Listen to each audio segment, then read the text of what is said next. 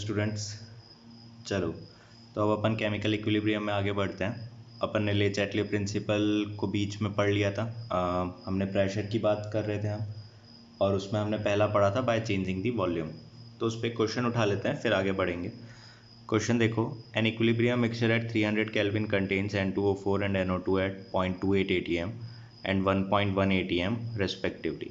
तो बेसिकली हमको equilibrium pressure दे रखा है। फिर बोल रहा है the volume of container is doubled. अब यहाँ पे हमने उसका इक्विलिब्रियम डिस्टर्ब कर दिया, क्योंकि वॉल्यूम डबल होने से इक्विलिब्रियम पे फ़र्क पड़ेगा। वॉल्यूम डबल करने का मतलब कॉन्सेंट्रेशन के साथ छेड़खानी, तो उसमें तुम्हारा इक्विलिब्रियम डिस्टर्ब हो गया। Calculate the new equilibrium pressure of the two gases. ठीक है, सिंपल क्वेश्चन है, स्टार्ट करते हैं इसको। तो देखो यहाँ पे हमको स्टार्टिंग में इक्विलिब्रियम पे प्रेशर दे रखा है which is 0.28 for N2O4 and 1.1 for NO2। तो देखो पूरी क्वेश्चन में कहीं पे टेम्परेचर को चेंज नहीं कर रहा है, और हमने देखा था कि ये जो इक्विलिब्रियम कांस्टेंट होता है ये हमारा क्या होता है, दिस इज टेम्परेचर डिपेंडेंट। तो इस चीज़ का फ़ायदा उठाया जाए ना, ठीक है, डेली लाइफ में भी डिपेंडेंसी का फ़ायदा उठाते हो। तो इसके लिए अगर हम ये लिखते हैं KP का एक्सप्रेशन, तो वो ये हो जाएगा। फ़ायदा क्या उठा रहे हैं, टेम्परेचर डिपेंडेंट है, पूरे क्वेश्चन में कहीं टेम्परेचर को चेंज कर नहीं रहा है, तो एक नया जो इक्विलिब्रियम बनेगा उसके लिए भी KP की वैल्यू सेम रहेगी। तो हमको इसका इक्विलिब्रियम प्रेशर पता है, हमको इसका भी इक्विलिब्रियम प्रेशर पता है, इसको हम पहले इक्वेशन बोल देते हैं। फिर हमने यहाँ पे क्या करा, हमने वॉल्यूम को कर दिया डबल, बढ़ा दिया। अब PV इक्वल्स टू nRT। तो P और V में क्या रिलेशन है, इन्वर्सली प्रोपोर्शनल है। तो अगर वॉल्यूम को बढ़ाया तो प्रेशर को क्या कर देंगे, कम। तो वॉल्यूम कितना हो रहा है, वॉल्यूम हमारा यहाँ पे डबल हो रहा है, तो उस लॉजिक के हमारे हिसाब से प्रेशर हमारा क्या हो जाना चाहिए, हाफ। तो अब जो नया प्रेशर हो गया P न्यू इक्विलिब्रियम, वो नया प्रेशर हो गया 0.28/2 और 1.1/2। तो अब इक्विलिब्रियम को शिफ्ट कराना है, तो देखो लॉजिक क्या बोलता है, वॉल्यूम इंक्रीज करा है। वॉल्यूम इंक्रीज करने पे number of particles per unit volume क्या हो गए, डिक्रीज हो गए। तो जो रिएक्शन है वो कहाँ बढ़नी चाहिए, जहाँ पे n क्या हो रहा हो, n इंक्रीज हो रहा हो। और अगर हम अपनी रिएक्शन पे आए तो n देखो फॉरवर्ड डायरेक्शन में इंक्रीज हो रहा है, मतलब हमारी रिएक्शन फॉरवर्ड जाएगी, क्योंकि यहाँ एक ही पार्टिकल और यहाँ दो पार्टिकल है, तो रिएक्शन फॉरवर्ड जा रही है, ये पता चल गया। तो यहाँ से डिसोसिएशन कराओगे और इसमें ऐड कराओगे, +2x, क्यों, इसका स्टोइकियोमेट्री 2 है, ठीक है। तो यहाँ पे तुम जब KP डैश निकालोगे तो इधर अब KP डैश कितना आ जाएगा, 1.1/2 + 2x अपॉन 0.28/2 - x, और इसका स्क्वायर करना ना भूलें, क्योंकि एक्सप्रेशन तो वही रहेगा अभी भी, P² NO2/P N2O4। और फर्स्ट इक्वेशन से इसको हम किसके इक्वेट कर देंगे, 1.1² और ऐसा मैंने क्यों करा, बिकॉज टेम्परेचर इज कांस्टेंट। क्योंकि टेम्परेचर क्या है, कांस्टेंट, तो इक्विलिब्रियम कांस्टेंट पे कोई भी फर्क नहीं आएगा। इधर से x कैलकुलेट कर लो। तो क्वेश्चन में हमसे क्या पूछ रहा था, new equilibrium pressure of the two gases. जैसे ही x की वैल्यू इधर इधर सब्सटीट्यूट करोगे, न्यू इक्विलिब्रियम आ जाएगा, न्यू प्रेशर आ जाएगा एट इक्विलिब्रियम, ठीक है। तो ये अपना एक तरीके से ये मान लो कि हमने एप्लीकेशन देखा किसका, जो अभी हमने ले चैटले प्रिंसिपल में पढ़ा था, ठीक है। तो इसमें आगे बढ़ते हैं। अगला मेथड जो हमको पढ़ना था वो था by addition of inert gas, ठीक है। इनर्ट गैस को ही पढ़ रहे थे हम, तो उसी को कंटिन्यू करते हैं यहाँ पे।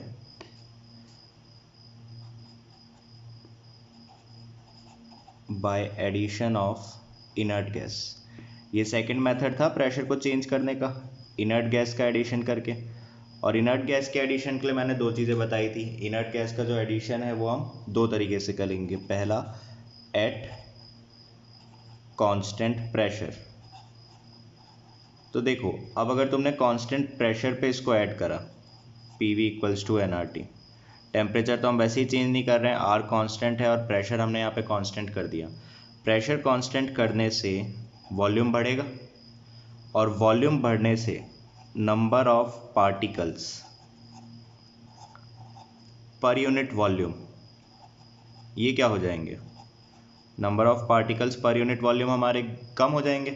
तो यहाँ पे रिएक्शन कहाँ जाने की कोशिश करेगी, reaction will move where n increases. Simple सी बात है, जहाँ पे नंबर ऑफ पार्टिकल्स इंक्रीज कर रहे होंगे वहाँ पे रिएक्शन जाने की कोशिश करेगी। तो equilibrium will shift in that direction where n increases. इसको ऐसे भी लिख सकते हो, लिख लो यहाँ पे, बल्कि equilibrium will shift in the direction where n increases। और हम n किसको बोल रहे हैं? नंबर ऑफ पार्टिकल्स को। नंबर ऑफ पार्टिकल्स इंक्रीज करेंगे। सेकेंड केस इसमें क्या बोला था अपन ने? At constant volume.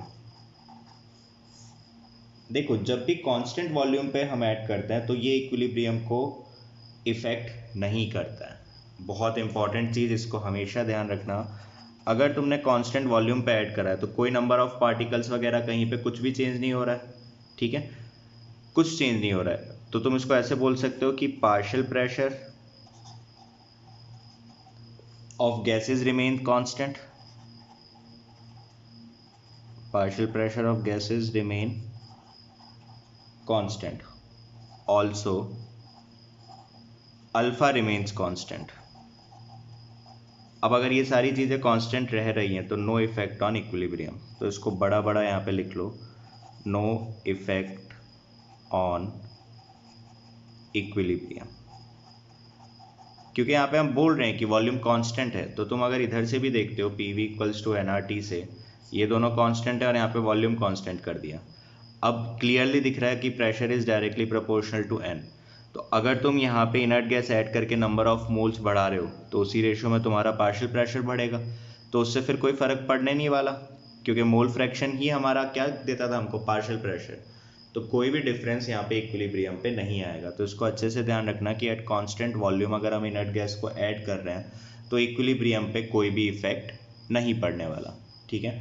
I hope clear होगा, ये पॉइंट इंपॉर्टेंट है इसलिए मैं इस पर थोड़ा सा प्रेशराइज कर रहा हूँ, ठीक। कोई दिक्कत इसमें? ठीक है, तो नेक्स्ट अपन चलते हैं इफेक्ट ऑफ कॉन्सेंट्रेशन। ये हमारा लेज एटलियर का लास्ट पार्ट हो जाएगा, इफेक्ट ऑफ कॉन्सेंट्रेशन। अब ये काफ़ी सिंपल सी चीज़ है। अगर हम रिएक्टेंट का कॉन्सेंट्रेशन बढ़ाते हैं तो रिएक्शन कहाँ जाने की कोशिश करेगी? फॉरवर्ड डायरेक्शन में, टूवर्ड्स प्रोडक्ट।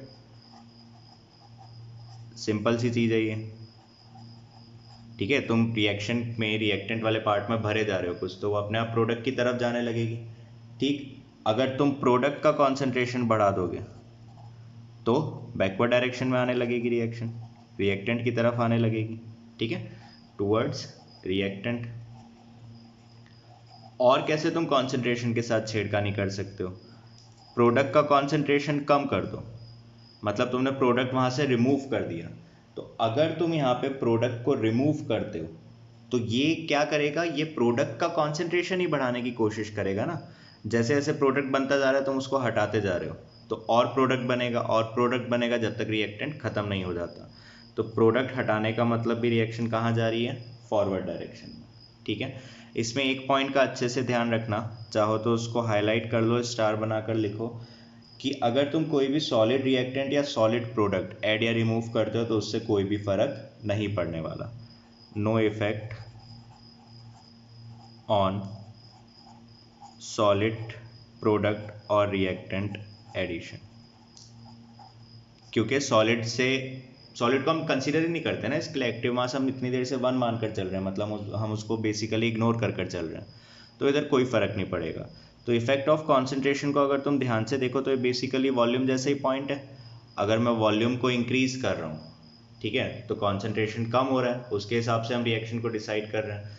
या फिर तुम वॉल्यूम को डिक्रीज कर रहे हो तो कॉन्सेंट्रेशन बढ़ रहा है, उसके हिसाब से हम डिसाइड कर रहे हैं, ठीक है। और दूसरी भाषा में बोलो तो ये सिंपल सी चीज़ है, अगर तुम रिएक्टेंट को और ज़्यादा डाल रहे हो, ठीक, तो रिएक्शन फॉरवर्ड जाने की कोशिश करेगी, ठीक है।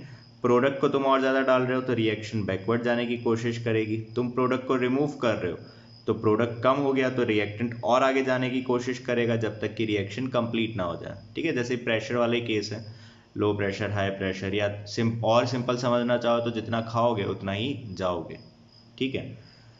ठीक है, तो ये अपना ले चैटलियर का थियरी खत्म होता है, बेसिक थियरी। अब हम इसमें आगे बढ़ते हैं और कुछ क्वेश्चंस करने की कोशिश करते हैं कि किस तरीके से इस कंसेप्ट को समझा जाए। जैसे पहला क्वेश्चन लो, a sample of pure PCl5 was introduced into an evacuated vessel at 273 kelvin. ठीक है, कॉमा लगा लो। At equilibrium condition the moles of PCl5, PCl3 and Cl2 are 2 moles each at total pressure of 3 atm। ठीक है, ये भी हमको दे रखा है कि टोटल प्रेशर कितना है, 3 atm। बहुत अच्छी बात है। Now Y moles of Cl2 are added. अब हमने Cl2 इसमें ऐड करा है और Cl2 कहाँ है हमारा, रिएक्टेंट में है, सॉरी प्रोडक्ट में है। ठीक है, बढ़िया बात है। And at the new equilibrium, इसने बोल ही दिया कि इक्विलिब्रियम क्या हो रहा है, डिस्टर्ब हो रहा है। And at the new equilibrium condition volume becomes double, volume double हो गई, प्रेशर कांस्टेंट है। Then calculate value of Y.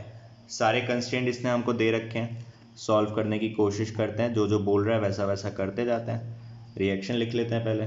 PCl5 gas का डिसोसिएशन दे रखा है, PCl3 gas plus Cl2 gas.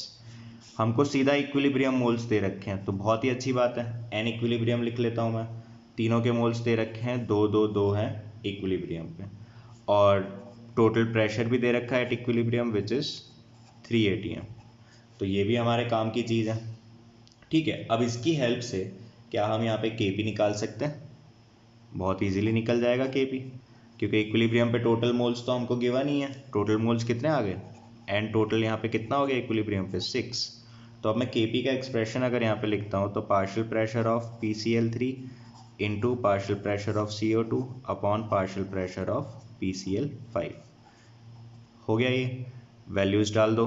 Partial pressure PCl3 का कितना हो जाएगा, मोल फ्रैक्शन 2/6 और टोटल प्रेशर इज़ 3।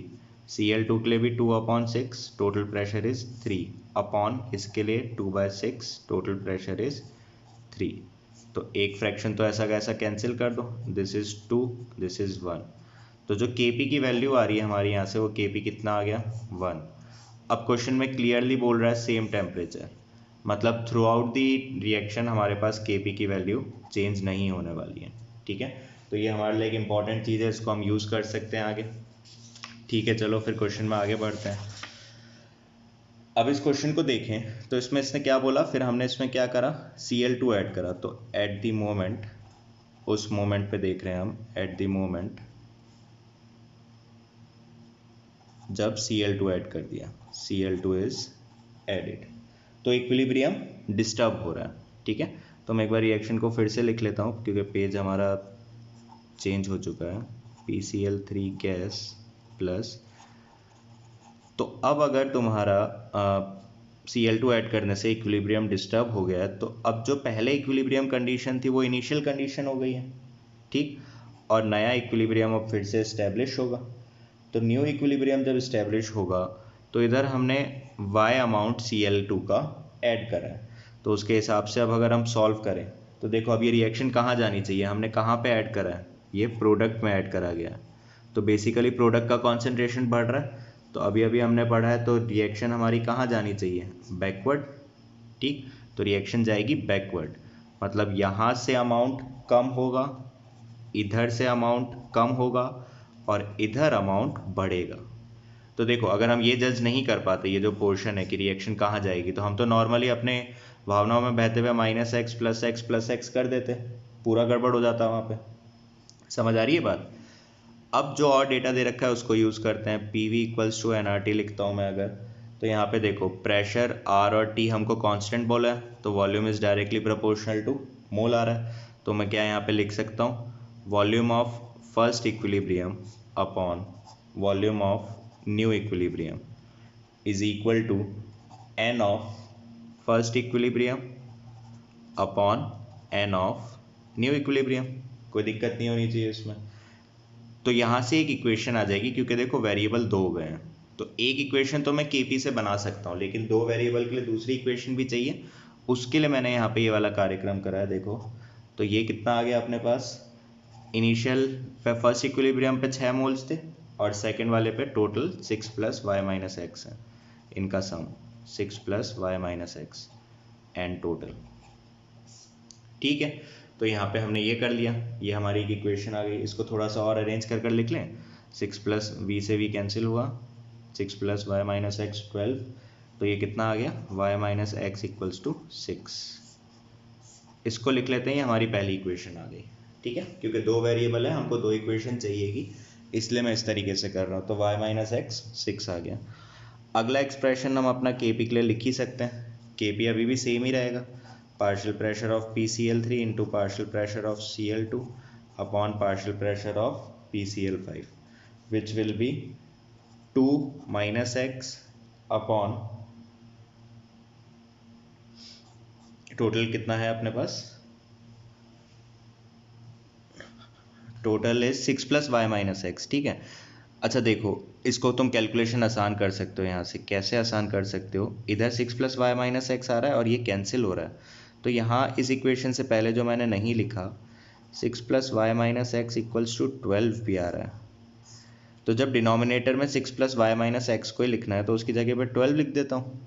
बात समझ में आ रही है? तो इस तरीके से कैलकुलेशन भी ईजी कर सकते हैं हम इसमें। इंटू 3, टोटल प्रेशर में कोई चेंज नहीं है।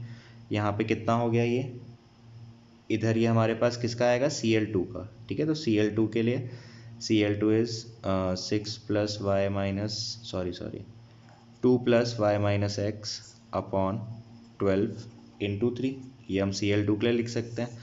और डिनोमिनेटर में PCl5 लेना है, which is 2 plus x upon 12 into 3।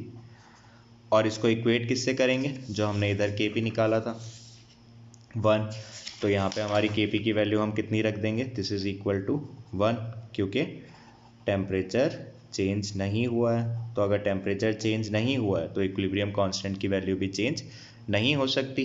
तो ये आ गया हमारा सेकेंड इक्वेशन। ठीक, दो वेरिएबल दो इक्वेशन, इजीली सॉल्व कर सकते हैं, कोई दिक्कत नहीं होनी चाहिए इसमें जहाँ तक मुझे लगता है। ठीक है, अगर बाई चांस कोई प्रॉब्लम आए तो फिर तुम मुझसे पूछ लेना, लेकिन आई होप क्लियर होना चाहिए। तो इस क्वेश्चन को थोड़ा देखो, कंसेप्चुअली इसमें काफ़ी सारी चीज़ें दे रखी थी, तो जैसा जैसा बोल रखा था वैसा वैसा हम करते गए। चलिए आगे बढ़ते हैं। अब देखो एक और क्वेश्चन है, और इस क्वेश्चन में सारी चीज़ें एक साथ दे रखी हैं, तो समझने में काफ़ी आसानी होगी। क्वेश्चन क्या बोल रहा है, रिएक्शन दे रखी है C graphite plus carbon dioxide equilibrium में कार्बन मोनोऑक्साइड के साथ। डेल्टा एच दे रखा है -1 किलो जूल, मतलब रिएक्शन कैसी है हमारी, एक्सोथर्मिक। इतना इन्फॉर्मेशन हमको मिला हुआ है। What will be the effect of the following on the concentration of carbon monoxide, इस पे क्या इफेक्ट पड़ेगा। ठीक है, कार्बन ग्रेफाइट का क्या मतलब हुआ, ये सॉलिड है, तो ये हमको खुद से समझने वाली चीज़ है, ज़्यादा मुश्किल है नहीं, सॉलिड फॉर्म में। पहला बोल रहा है कार्बन एडेड, तो देखो अभी हमने पढ़ा था अगर हम कुछ भी सॉलिड ऐड करते हैं रिमूव करते हैं तो कोई भी फर्क नहीं पड़ेगा, तो पहले का आंसर आ गया नो इफेक्ट। सेकंड बोल रहा है CO2 रिमूव। ठीक है, तो CO2 को देखो अब रिमूव करोगे तो CO2 तुमने कहाँ से रिमूव करा, रिएक्टेंट में से, तो रिएक्टेंट का कॉन्सेंट्रेशन हमने कम कर दिया। तो रिएक्टेंट का कॉन्सेंट्रेशन अगर कम कर दिया तो रिएक्शन कहाँ जाने की कोशिश करेगी, बैकवर्ड, और बैकवर्ड जाने की कोशिश करेगी तो फिर प्रोडक्ट का कॉन्सेंट्रेशन कम होगा। तो यहाँ पे कार्बन मोनोऑक्साइड का जो प्रोडक्शन कॉन्सेंट्रेशन है वो क्या हो जाएगा, डिक्रीज। ठीक है, इजी था जज करना। नेक्स्ट, कार्बन मोनोऑक्साइड को रिमूव कर दिया। ठीक है, मतलब हमने किसको रिमूव करा, प्रोडक्ट को रिमूव कर दिया। तो प्रोडक्ट को रिमूव करने के लिए अभी हम पढ़कर आए हैं, जितना प्रोडक्ट रिमूव करोगे उतना रिएक्टेंट और कोशिश करेगा आगे आने की, जब तक कि रिएक्शन कंप्लीट ना हो जाए।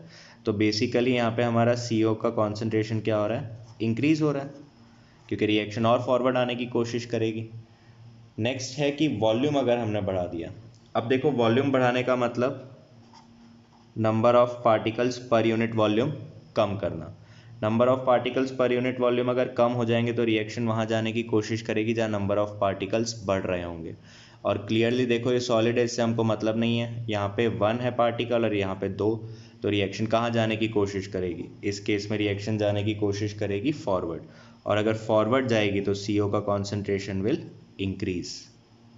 ठीक है, नेक्स्ट है कि प्रेशर जो है वो हमने सिस्टम का क्या कर दिया, इंक्रीज कर दिया, साथ में और कोई कंडीशन नहीं गिवन है। तो अगर तुमने प्रेशर को इंक्रीज करा यहाँ पे, ठीक है, pressure of system is increased, इस केस में क्या होगा, देखो प्रेशर इंक्रीज करने का मतलब वॉल्यूम का डिक्रीज होना, वॉल्यूम का डिक्रीज होने का मतलब number of particles per unit volume का इंक्रीज होना। तो रिएक्शन ऐसी जगह जाने की कोशिश करेगी जहां नंबर ऑफ पार्टिकल्स कम हो रहे हो, और अभी हमने देखा यहाँ 1 है और यहाँ 2 है और नंबर ऑफ पार्टिकल्स कम कहाँ हो रहे हैं, रिएक्टेंट की साइड। तो रिएक्शन यहाँ कहाँ जाने की कोशिश कर रही है, बैकवर्ड। और अगर बैकवर्ड जाएगी तो फिर CO का कॉन्सेंट्रेशन क्या हो जाएगा, कम हो जाएगा। ठीक है, नेक्स्ट बोल रहा है 0.2 mole of N2 is inert, is added at constant temperature. Inert gas को तुम ऐड कर रहे हो एट कांस्टेंट टेम्परेचर, क्या फर्क पड़ना चाहिए, कांस्टेंट टेम्परेचर बोल दिया, ठीक है, कोई भी फर्क पड़ेगा या नहीं पड़ेगा, फटाफट सोचो। नो इफेक्ट का केस हो गया ये। अब इनर्ट गैस हमने ऐड तो करा, लेकिन हमको कुछ दे नहीं रखा है ना कि तुमने इसको कांस्टेंट प्रेशर पे ऐड करा या कांस्टेंट वॉल्यूम पे ऐड करा। ठीक है, तो बाय डिफ़ॉल्ट यहाँ पे इसको मानकर चलो, सॉरी कांस्टेंट टेम्परेचर ही गलत हो जाएगा ना, कांस्टेंट टेम्परेचर से कैसे पता कर पाओगे, कांस्टेंट वॉल्यूम करो। कांस्टेंट वॉल्यूम पे कर रहे हो तो नो इफेक्ट, ये हमने पढ़ा है कि अगर मैं कांस्टेंट वॉल्यूम पे करता हूँ तो कोई भी इफेक्ट नहीं होगा। Next, complete system is attached with a thermostat which absorbs energy from the system. तो रिएक्शन हमने देखा था एक्सोथर्मिक है। अब यहाँ से एनर्जी को खींचना, एनर्जी को खींचने का क्या मतलब हुआ कि तुम यहाँ से एनर्जी को कम कर रहे हो और रिमूव कर रहे हो। ठीक है, तो बेसिकली टेम्परेचर लो हो रहा है, और ये मैंने तुमको ले चैटले में पढ़ाया था कि लो टेम्परेचर पे कौन सी रिएक्शंस फेवरेबल है, एक्सोथर्मिक। तो इससे हमको यहाँ पे ये पता चल रहा है कि एक्सो रिएक्शंस फेवरेबल है। और ये हमको कैसे पता चला, क्योंकि यहाँ पे टेम्परेचर कम हो रहा है, थर्मोस्टेट लगा के तुम एनर्जी खींच रहे हो। तो एक्सो रिएक्शंस फेवरेबल हैं, और रिएक्शन एक्सोथर्मिक कहाँ है, फॉरवर्ड डायरेक्शन में। वो हमको कैसे पता चला, डेल्टा एच से नेगेटिव दे रखा है, तो फॉरवर्ड डायरेक्शन में रिएक्शन जानी चाहिए। अब रिएक्शन अगर फॉरवर्ड जाएगी तो उसमें फिर CO का जो कॉन्सेंट्रेशन है वो क्या करेगा, इंक्रीज करेगा। तो इसका आंसर हो गया इंक्रीजेस। लास्ट दे रखा है 0.4 volume of helium is added at constant pressure. ठीक है, कांस्टेंट प्रेशर पे अगर हम इसको ऐड कर रहे हैं हीलियम को, तो वॉल्यूम क्या होगा, इंक्रीज करेगा, मतलब number of particles per unit volume decrease करेंगे। तो रिएक्शन के हिसाब से ये रिएक्शन फॉरवर्ड जानी चाहिए, क्योंकि फॉरवर्ड डायरेक्शन में नंबर ऑफ पार्टिकल्स बढ़ रहे हैं। देखो इधर 1 है और इधर 2 है, तो फॉरवर्ड डायरेक्शन में अगर जाएगा तो CO का कॉन्सेंट्रेशन हमारे लिए क्या करेगा, यहाँ पे इंक्रीज कर जाएगा। ठीक है, तो लास्ट वाले केस में हमारा CO का कॉन्सेंट्रेशन जो है वो क्या कर रहा है, इंक्रीज कर रहा है। क्लियर है बात, समझ में आता है इतना। ठीक है, आगे बढ़ते हैं, कुछ और कंसेप्चुअल क्वेश्चंस देखते हैं उस पर। ठीक है,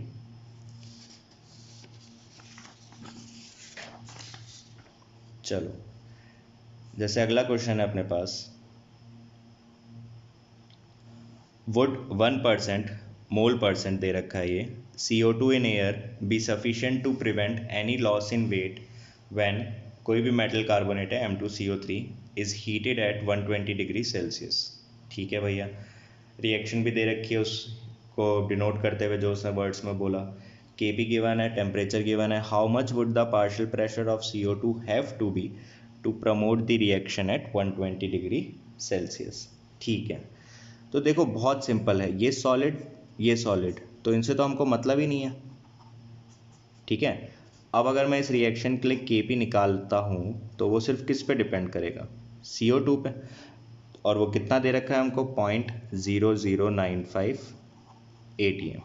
तो क्या यहाँ से हमारे पास ये आ गया कि CO2 का जो प्रेशर है, पार्शियल प्रेशर है, वो कितना है, 0.0095, कोई दिक्कत इसमें। और फिर हमको दे रखा है would 1% CO2 in air is sufficient to prevent any loss. अब देखो क्या कंसेप्ट बोलता है, जो CO2 यहाँ से बन रहा है, ठीक है, अब एक बार देख लो यहाँ पे, जैसे मैं अगर पार्शियल प्रेशर ऑफ CO2 जो एयर में है उसकी बात करूँ तो मोल परसेंट से 1 दे रखा है, तो ये 0.01 atm हो गया। मैंने टोटल प्रेशर 1 मान लिया कि एयर का प्रेशर इतना है, तो ये कितना आ रहा है, 0.01 atm। अब देखो क्या हो रहा है कि जो डीकम्पोजिशन है उसको हम किसकी प्रेजेंस में कैरी आउट कर रहे हैं, CO2 की प्रेजेंस में, जिसका कि पार्शियल प्रेशर इतना ऑलरेडी है, क्योंकि एयर में है ना CO2, तो इतना पार्शियल प्रेशर उसका ऑलरेडी है, और डीकम्पोजिशन पे जो पार्शियल प्रेशर आएगा वो ये आएगा। तो ये वाला जो CO2 बनेगा उसका पार्शियल प्रेशर इससे कम है। तो जब ऑलरेडी हमारे पास एयर में इतना पार्शियल प्रेशर है तो लॉजिकली देखें तो कोई डिकम्पोजिशन यहाँ पे होगा ही नहीं।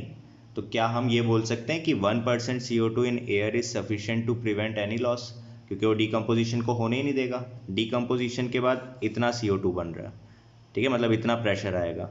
उससे ज़्यादा प्रेशर ऑलरेडी एटमॉस्फेयर में है, तो अगर उससे ज़्यादा प्रेशर है तो रिएक्शन को फॉरवर्ड जाने ही क्यों देगा। ले चैटलियर प्रिंसिपल, इतना प्रेशर ऑलरेडी है, रिएक्शन के बाद इतना प्रेशर बन रहा है, तो उससे ज़्यादा प्रेशर जब अवेलेबल है तो उससे आगे रिएक्शन को क्यों जाने देगा वो। ठीक है, सिंपल लॉजिकल बात है। तो यहाँ पे हम ये समझ में आ रहे हैं कि अगर एटमॉस्फेरिक प्रेशर जो CO2 का एयर में है वो मेरा 0.0095 से कम होता तो ये रिएक्शन आगे प्रोसीड करती। तो यहाँ पे हम इस चीज़ को ऐसे बोल सकते हैं कि PCO2 एयर जो है अगर वो लेस देन 0.0095 आता तो जो हमारी गिवन रिएक्शन है, इसको मैं 1 बोल देता हूँ, तो गिवन रिएक्शन विल प्रोसीड। ठीक है, लेकिन अभी जो हमारा PCO2 आ रहा है that is equal to 0.01 ATM which is greater than 0.0095 ATM. Therefore, no decomposition is possible. Therefore, not decomposition is possible. कोई decomposition यहाँ पे possible नहीं है, और कोई decomposition possible नहीं है तो हमारा आंसर यहाँ पे क्या हो जाएगा, yes, 1% of CO2 is sufficient। यही तो पूछ रहा था हमसे। तो 1% मोल परसेंट CO2 का काफ़ी है इस रिएक्शन को होने से रोकने के लिए। देखो कितना अच्छा कंसेप्ट है ये, ले चैटले प्रिंसिपल की एप्लीकेशन। ठीक है, आई होप समझ में आया होगा। आगे बढ़ते हैं इसमें, ठीक है, और क्वेश्चंस देखते हैं। चलो नेक्स्ट क्वेश्चन देखो, पुराने जैसे ही क्वेश्चन है, थोड़ा मिलता जुलता ही है उससे। क्वेश्चन क्या बोल रहा है कि under what pressure condition CuSO4.5H2O will be efflorescent. Efflorescent का मतलब क्या होता है, efflorescent are those compounds which have water and on heating they releases their water in air. ये एफ्लोरेसेंट की तुम डेफिनेशन समझ सकते हो, ये एफ्लोरेसेंट का मतलब हुआ। तो ऐसे कंपाउंड्स जिनके पास वाटर ऑफ क्रिस्टलाइजेशन होता है और हीट करने पे ये उस वाटर को क्या करते हैं, एयर में रिलीज कर देते हैं। क्वेश्चन पूछ रहा है how good a drying agent is copper sulphate dot 3H2O at same temperature. ठीक है, अब ड्राइंग एजेंट का क्या मतलब हुआ, वाटर को एब्जॉर्ब करना, मतलब बैकवर्ड रिएक्शन की बात कर रहा है। Kp हमको दे रखा है 1.086। फिर से देखो ध्यान से, ये भी सॉलिड है, ये भी सॉलिड है, तो ये क्वेश्चन भी काफ़ी आसान हो जाता है। अगर मैं इस रिएक्शन का Kp देखता हूँ तो वो बेसिकली सिर्फ H2O का पार्शियल प्रेशर का स्क्वायर होगा। स्टोइकियोमेट्री 2 दे रखा है यहाँ पे, ठीक है। तो उसके हिसाब से अगर हम जाएँ तो हमको Kp दे रखा है 1.086 इंटू 10⁻⁻⁴। ये हमारा है H2O के पार्शियल प्रेशर के स्क्वायर के बराबर। तो यहाँ से अगर मैं पार्शियल प्रेशर ऑफ H2O निकाल लेता हूँ, ध्यान से देखो, ये हमको mm ऑफ मरकरी में दे रखा है, वेपर प्रेशर ऑफ H2O, मतलब एटमॉस्फेयर में इतना वेपर प्रेशर ऑलरेडी है। सेम पहले जैसा क्वेश्चन हो गया, वो CO2 के लिए था, ये किसके लिए, वाटर के लिए। तो इसको अगर मैं कैलकुलेट करता हूँ तो यहाँ से तो ये जो आएगा 1.086 इंटू 10⁻⁴, ये तो हमारा एटमॉस्फेरिक प्रेशर में है। मेरे को mm ऑफ Hg में कन्वर्ट करना है तो इसको 760 से मल्टीप्लाई करना होगा। 1.086 into 10⁻⁴ into 760 mm of mercury. Approximate ले लेते हैं तो देखो ये लगभग 1 ही आएगा तुम्हारे पास, ये 10⁻², तो अप्रॉक्सीमेट करके मैं बोल देता हूँ कि चलो ये 7.92 mm ऑफ मरकरी आ रहा है। कुछ भी अप्रॉक्सीमेशन कर लो, इससे ज़्यादा तो नहीं आ रहा है, ठीक है। तो इसका ये मतलब हुआ कि अगर मैं इस रिएक्शन को फॉरवर्ड डायरेक्शन में ले जाता हूँ तो जो H2O का पार्शियल प्रेशर बनेगा वो इतना बनेगा 7.92 mm ऑफ मरकरी, ठीक है। और उससे ज़्यादा वेपर प्रेशर एयर में ऑलरेडी प्रेजेंट है। तो अगर उससे ज़्यादा वेपर प्रेशर एयर में ऑलरेडी प्रेजेंट है तो फिर वो रिएक्शन को फॉरवर्ड डायरेक्शन में जाने ही क्यों देगा। तो इसका मतलब यहाँ से हमको ये तो समझ में आ गया, नो फॉरवर्ड रिएक्शन पॉसिबल। अब अगर रिएक्शन फॉरवर्ड नहीं जा रही है तो हम यहाँ पे इस डेटा को देख के ये बोल सकते हैं कि एटमॉस्फेयर में H2O का प्रेशर ज़्यादा है, तो इस रिएक्शन को बल्कि कहाँ जाना चाहिए, बैकवर्ड, ताकि उस प्रेशर को कंपनसेट कर सके। और अगर ये रिएक्शन हमारी बैकवर्ड जाती है तो उस केस में ये जो है कॉपर सल्फेट डॉट 3H2O ये कैसे वर्क कर रहा है, एक ड्राइंग एजेंट की तरह, क्योंकि बेसिकली ये वाटर को एब्जॉर्ब करके ये बना रहा है ना, और हमसे क्वेश्चन में भी यही पूछा था। तो यहाँ पे हम बोल सकते हैं कि CuSO4 dot 3H2O will act as a good drying agent in given condition, good drying agent in given condition. जो हमको कंडीशन यहाँ पे गिवन है उसमें ये काफ़ी अच्छे ड्राइंग एजेंट की तरह काम करेगा।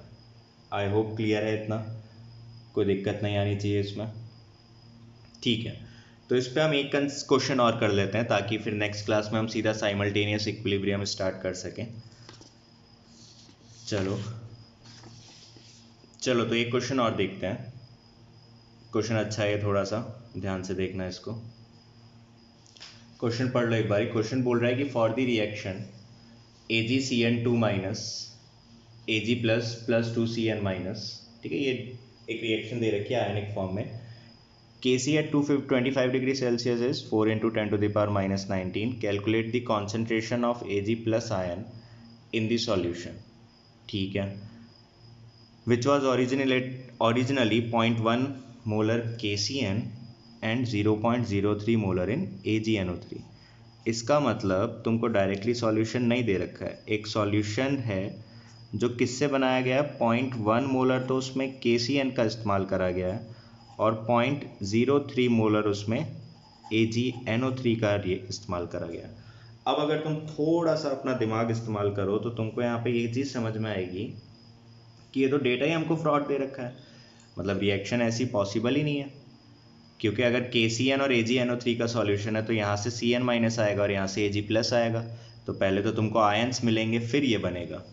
और ये Kc भी हमको यही सिग्निफाई कर रहा था, देखो बहुत लो है, इसका मतलब फॉरवर्ड रिएक्शन होने के चांसेस बहुत ही ज़्यादा कम है। आयंस दिख रहे हैं, स्ट्रॉन्ग इलेक्ट्रोलाइट दिख रहे हैं यहाँ पे हमको, तो जो स्ट्रॉन्ग इलेक्ट्रोलाइट्स हैं वो स्ट्रॉन्ग इलेक्ट्रोलाइट्स के लिए हम NC अल्फ़ा का फॉर्मूला यूज़ करते हैं।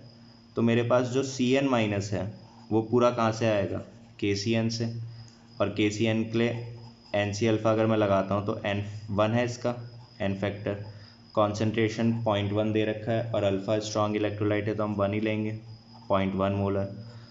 सिल्वर हमारा कहाँ से आएगा, Ag प्लस का सोर्स यही है अभी सॉल्यूशन में, तो इधर भी अगर मैं NC अल्फ़ा लगाता हूँ ये कितना हो जाएगा, N फैक्टर 1, कॉन्सेंट्रेशन 0.03, ये 1 तो 0.03 मोलर।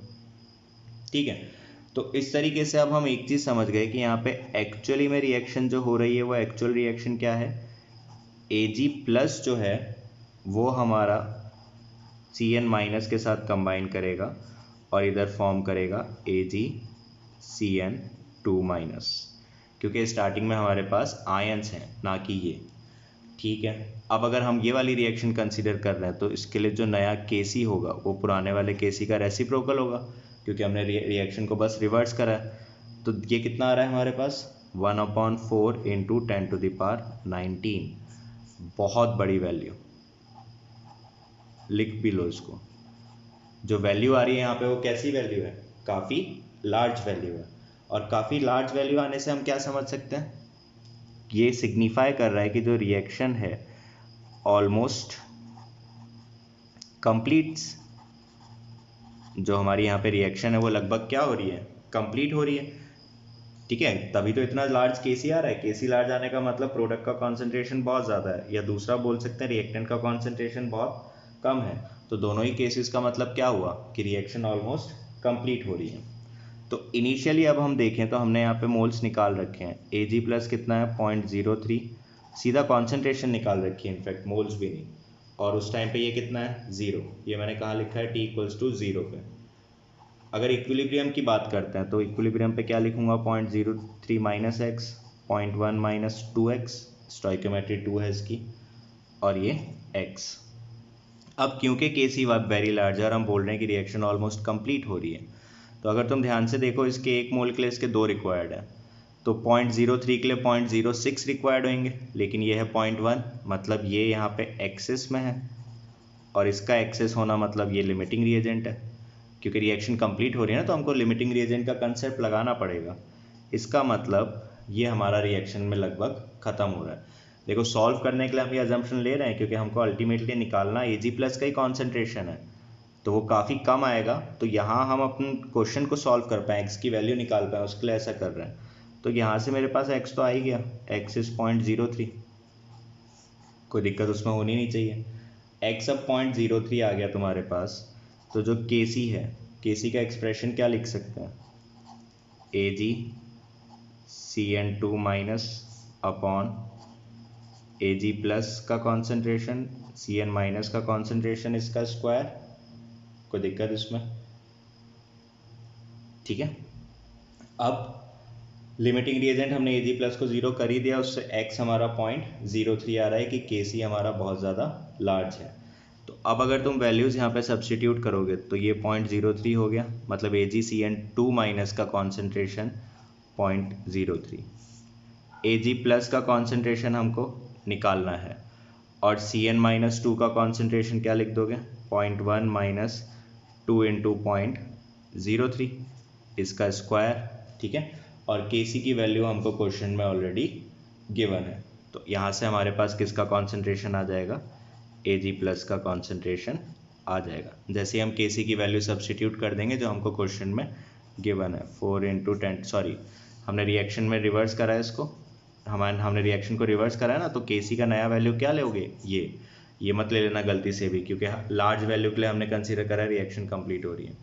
तो ये Ag प्लस ऑलमोस्ट काफ़ी कम आएगा, तुम अंदाज़ा भी लगा सकते हो 10⁻⁻⁹ के एक्सपोनेंट में ही आएगा, डेटा को देखो ध्यान से, ठीक है। तो ऑब्जेक्टिव के हिसाब से ये ट्रिक्स भी काम आती हैं कि क्या आंसर किस रेशियो में आना चाहिए, किस एक्सपोनेंट में आना चाहिए। तो आई होप यहाँ तक क्लियर होगा।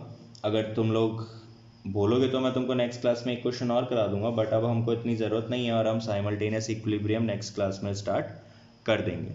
तो यहाँ तक पढ़ो, रिवाइज करो अच्छे से, चलो बाय।